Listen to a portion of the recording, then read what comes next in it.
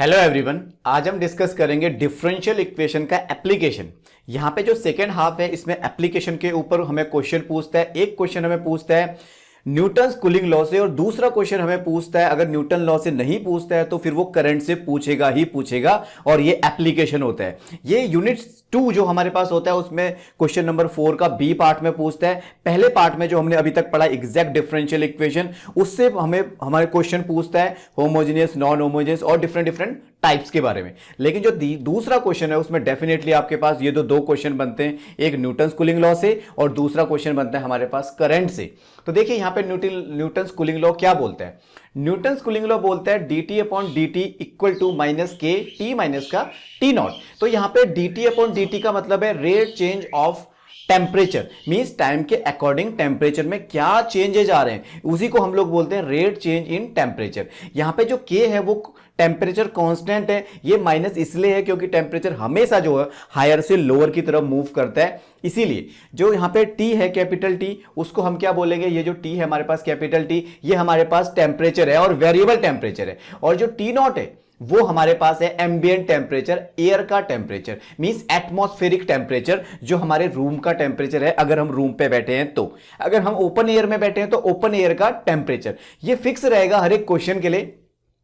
जो T not की value है उसको बोलते हैं हम लोग एटमॉस्फेरिक टेम्परेचर, ये कांस्टेंट और फिक्स रहेगा हर एक क्वेश्चन में, पर्टिकुलर क्वेश्चन के अंदर। और जो कैपिटल टी है वो वेरी करेगा, मींस डिफरेंट डिफरेंट टाइम के अंदर में हमारे पास टेम्परेचर डिफरेंट डिफरेंट होगा, उसको हम लोग कैपिटल टी से डिनोट करेंगे। और rate change of dt upon dt, तो यहां पे देखो इसी फॉर्मूले का यूज करके हम लोग इन दोनों क्वेश्चन को यहां पे सॉल्व करेंगे, जो फोर्थ का बी पार्ट है यूनिट 2। ठीक है, और दोनों क्वेश्चन में देखो हर बार हमारे पास यहाँ पे ये लास्ट ईयर के क्वेश्चन पेपर जो है उसमें से आए हुए क्वेश्चंस हैं। तो हम लोग यहाँ पे पहला क्वेश्चन डिस्कस करते हैं। ठीक है, हम लोग कूलिंग जो लॉ है हमारे पास उसकी इक्वेशन को नोट डाउन करते हैं, तो नोट डाउन कर लेते हैं। सेम आपके सामने यहाँ पे dt अपॉन dt माइनस का k t माइनस का t नॉट, इसको हम लोग यहाँ पे ले लेते हैं। तो ठीक है, हमने यहाँ पे लिखा Newton's cooling law by Newton's cooling law, Newton's cooling law. तो हमारे पास न्यूटन्स कूलिंग लॉ बोलता है rate change in temperature at a time t minus k T minus का टी नॉट, जहां पे टी नॉट जो है एटमॉस्फेरिक टेम्परेचर को रिप्रेजेंट करता है। ठीक है, तो देखो यहां पे हम क्या करेंगे, ये एक डिफरेंशियल इक्वेशन है, तो जब किसी भी डिफरेंशियल इक्वेशन को सॉल्व करते हैं तो उसका इंटीग्रेशन करना पड़ता है। और इंटीग्रेशन कब करेंगे, जब ये सेपरेट हो जाएगा। तो हम लोग क्या करते हैं, टेम्परेचर के साथ टेम्परेचर का फंक्शन को ले जाते हैं और हमारे पास ये आ जाएगा t माइनस का टी नॉट और ये हो जाएगा माइनस का k और dt। तो हमने सेपरेट कर दिया, हमने टाइम का फंक्शन अलग कर दिया और टेम्परेचर का फंक्शन अलग कर दिया। तो अब हम इंटीग्रेशन बोथ साइड कर सकते हैं। तो हम लोग लिखेंगे यहां पे integration both side, integration both side. तो हम बोथ साइड इंटीग्रेशन करते हैं तो हमारे पास क्या आएगा, देखिए इंटीग्रेशन हो जाएगा हमारे पास 1 अपॉन टी माइनस का टी नॉट इंटू में dt, और यहां पे हमारे पास माइनस के कांस्टेंट है बाहर रहेगा और ये आ जाएगा dt। और जब भी हम लोग यहां पे इंटीग्रेशन करते हैं इनडेफिनिट इंटीग्रल के अंदर, तो हम लोग इंटीग्रेशन कांस्टेंट को यहां पे लगाते हैं c। तो इंटीग्रेशन करते हैं तो देखिए इंटीग्रेशन 1 अपॉन, आपको पता है 1 अपॉन x dx का इंटीग्रेशन होता है log x, तो यहां पे आ जाएगा log t माइनस का टी नॉट, क्योंकि t माइनस टी नॉट कैसा है, लीनियर फैक्टर है, तो हमारे पास इसका क्या आ जाएगा, log आ जाएगा, इक्वल टू माइनस का k, अंदर कुछ नहीं है तो 1 तो होता है, और 1 का डिफरेंशिएट इंटीग्रेशन जो होता है विद रिस्पेक्ट टू t वो क्या हो जाएगा t, हमारे पास आ गया c। तो ये हमारे पास क्या आ गया, बाय इंटीग्रेशन हमने क्या कर दिया, इसको डिफरेंशियल इक्वेशन को सॉल्व कर दिया, ये हमारे पास निकल कर आ गया।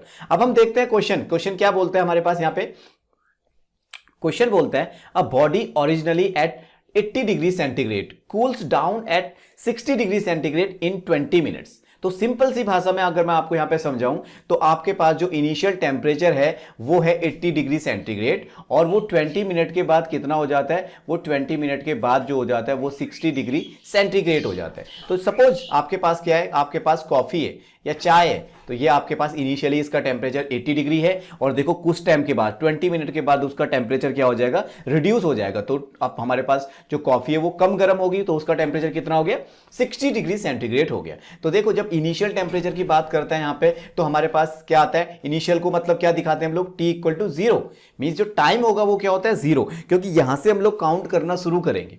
तो इनिशियल जब भी आएगा वर्ड तो उसका मतलब होता है टाइम इक्वल टू 0। तो जो इनिशियल टाइम है तो वहां पे टेम्परेचर क्या है, टेम्परेचर है 80 डिग्री सेंटीग्रेड। और जब हमारे पास टाइम कितना है 20 मिनट हो गया तो टेम्परेचर कितना है हमारे पास 60 डिग्री हमारे पास सेंटीग्रेड। तो पहली कंडीशन हम इसमें अप्लाई करते हैं इनिशियल कंडीशन, तो हम लोग यहां पे इनिशियल कंडीशन अप्लाई करेंगे। तो ठीक है, तो इनिशियल कंडीशन का क्या मतलब हो जाएगा आपके पास, मैं अप्लाई कर रहा हूं, देखिए लॉग टी, हमें पता है टेम्परेचर कितना है इनिशियली 80 डिग्री सेंटीग्रेड, और टी नॉट क्या है, अगर हम यहां पे देखें टी नॉट तो हम क्वेश्चन के अंदर देखते हैं टी नॉट क्या बोलता है, देखो temperature of air 40 degree centigrade. तो ये 40 डिग्री सेंटीग्रेड है वो क्या है, एयर का टेम्परेचर है, मींस एटमॉस्फेरिक टेम्परेचर है। तो ये पूरे क्वेश्चन के अंदर में फिक्स रहेगा टी नॉट का वैल्यू।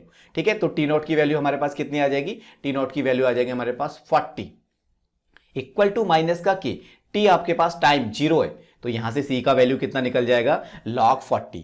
तो 80 माइनस 40 कितना हो जाएगा log 40। तो हमारे पास जो सी का वैल्यू निकल गया वो कितना निकल गया log 40। तो हमने यहां से सी का वैल्यू निकाल दिया log 40। ठीक है, अब वापस से सी का वैल्यू हम लोग सब्स्टिट्यूट कर देंगे इसी इक्वेशन में जो हमारे पास इंटीग्रेशन करने के बाद आई थी। ठीक है, तो उसी में मैं क्या करने जा रहा हूं, यहां पे सी की वैल्यू रखता हूं। तो क्या आ जाएगा अपने पास, देखिए log टी माइनस का T naught equal to minus का के टी, और हमने सी का जो वैल्यू लिख दिया वो log 40 रख दिया। सी का जो वैल्यू था वापस से इक्वेशन नंबर में पुट कर दिया 1 में, जो हमें इंटीग्रेशन के करने के बाद मिली थी वो इक्वेशन नंबर 1 थी, उसमें वापस से जाके हमने वैल्यू को क्या करा, सब्स्टिट्यूट कर दिया। अब यहां पे हम लोग क्या करते हैं, देखिए इसको सिंप्लीफाई करते हैं थोड़ा सा। हम लोग क्या करते हैं, केटी को जो है लेफ्ट हैंड साइड ले आते हैं, तो ये हो जाएगा केटी प्लस का, और यहां पे हो जाएगा हमारे पास log 40, और जब हमारे पास log टी माइनस का टी नॉट अदर साइड जाएगा तो माइनस का बन जाएगा टी माइनस का टी नॉट। अब हम लोग दूसरी कंडीशन यहां पे अप्लाई करने जा रहे हैं। तो दूसरी कंडीशन क्या बोलती है, देखो सेकंड कंडीशन हम लोग यहां पे अप्लाई करेंगे, सेकंड कंडीशन। तो सेकंड कंडीशन क्या बोलता है, T इक्वल टू 20 मिनट बाद जो टेम्परेचर हो जाता है वो कितना हो जाता है 60 डिग्री सेंटीग्रेड। देखिए यही तो बोल रहा है वो, 20 मिनट के बाद टेम्परेचर कितना हो जाता है 60 डिग्री सेंटीग्रेड। ठीक है, तो देखो T जो है वेरिएबल है, तो 80 से कितना हो गया 60 हो गया, तो हम यहां पे रखते हैं, चलिए तो K हमारे पास एज इट इज रहेगा 20 मिनट। ठीक है, हमने T की वैल्यू रखी, log 40 का log 40 as it is, log T means जो वेरिएबल वाला T है वो 60 हो गया, T नॉट ये तो फिक्स है, पूरे एटमॉस्फेरिक टेम्परेचर है ये तो फिक्स रहेगा पूरे क्वेश्चन के अंदर में। तो यहां पे से हम लोग इसको सॉल्व करेंगे तो ये हमारे पास आ जाएगा log 40 और माइनस log 60, अगर हम लोग माइनस 40 करेंगे तो log 20 आ गया। तो देखो log की प्रॉपर्टी होती है, क्या प्रॉपर्टी होती है, log की प्रॉपर्टी हमारे पास होती है log m minus log n, जो हमारे पास होता है वो होता है log m अपॉन n। तो हम लोग ये प्रॉपर्टी log की यूज कर सकते हैं, क्योंकि log m minus log n जो होता है वो होता है log m अपॉन n। तो हमने लिख दिया log 40 अपॉन 20। तो ये हमारे पास कितना हो गया, अगर हम लोग 20 को 40 से कैंसिल करें तो आ जाएगा log हमारे पास 2। तो हमारे पास ये आ गई इक्वेशन, इसको हम लोग अभी एज इट इज रख लेते हैं, इक्वेशन नंबर 2 बना देते हैं। ठीक है, चलो अब लास्ट कंडीशन हमें देखो क्या बोलता है, क्वेश्चन के अंदर वापस से चलते हैं। लास्ट क्वेश्चन में हमारे पास दो कंडीशन है, लास्ट वो क्या बोलता है, वो बोलता है हमें What will be the temperature of the body after 40 minute from the original। अब ये बोलता है कि जब हमारे पास टाइम 40 डिग्री सेंटीग्रेड हो गया तो टेम्परेचर कितना होगा बॉडी का। मींस अगर मैं बोलूं यहां से आपके पास 40 मिनट बाद आप हमें यहां से टेम्परेचर बताओ कितना हो गया, उस जो चाय थी उसका टेम्परेचर कितना हो गया होगा एट 40 मिनट, मींस टाइम कितना 40 मिनट। तो चलिए टाइम की जगह 40 रखते हैं और जो कैपिटल टी है टेम्परेचर वो हम निकालते हैं। तो हम लोग यहीं पे इक्वेशन जो हमने यहाँ पे अभी बनाई थी, इक्वेशन कौन सी है हमारे पास, इसी में हम लोग थर्ड कंडीशन अप्लाई करते हैं। चलिए इसी के अंदर जो हमारे पास ये इक्वेशन है इसमें हम लोग थर्ड कंडीशन अप्लाई करते हैं, के टी। तो हमारे पास के का के एज इट इज, टी कितना 40, और हमारे पास log 40 as it is minus log T. हमें बताना है टेम्परेचर कितना होगा, या तो हमसे टाइम पूछेगा या टेम्परेचर पूछेगा। इस क्वेश्चन के अंदर ओनली और हमारे पास दो ही चीज पूछता है, या तो टाइम गिवन होगा तो टेम्परेचर पूछेगा, टेम्परेचर गिवन होगा तो टाइम पूछेगा। तो हमने यहाँ पे क्या निकाल दिया, हमने 40 जो है कांस्टेंट था वो हमने 40 रखा। तो यहां से क्या आ गया के 40, हमारे पास क्या आ जाएगा log 40 माइनस टी माइनस का 40, ये क्या आ गया हमारे पास log m अपॉन n की प्रॉपर्टी। ये इक्वेशन नंबर हम लोग 3 बोल देते हैं। अब देखो इक्वेशन नंबर 2 और 3 को डिवाइड करते हैं, इक्वेशन नंबर 2 और 3 को डिवाइड करते हैं। तो हम लोग लिखेंगे यहां पे, ठीक है, by divide equation number 2 by 3। हम लोग 3 से क्या करते हैं, इक्वेशन नंबर 2 को डिवाइड करते हैं। तो हमारे पास 2 क्या है k20, तो हमने लिख दिया यहां पे k20, और डिवाइडेड बाय हम लोग किससे कर रहे हैं, इक्वेशन नंबर 3 से। तो हमारे पास यहाँ पे क्या है k40, और वहां पे हमारे पास क्या आ गया था log 2, और यहाँ पे हमारे पास क्या आ गया log 40 माइनस टी माइनस का 40। तो देखो k से k कैंसिल और 20 से 40 कैंसिल 1/2 टाइम्स। हम यहाँ पे क्रॉस मल्टीप्लाई कर देते हैं। तो क्रॉस मल्टीप्लाई जब हम यहाँ पे करेंगे तो हमारे पास क्या निकल कर आएगा, हमारे पास जो निकल कर आएगा, ठीक है, वो आ जाएगा हमारे पास, क्रॉस मल्टीप्लाई कर दीजिए, इधर उधर चला जाएगा हमारे पास, तो ये आ जाएगा log 40 माइनस टी माइनस का 40 एंड इक्वल टू 2 log 2।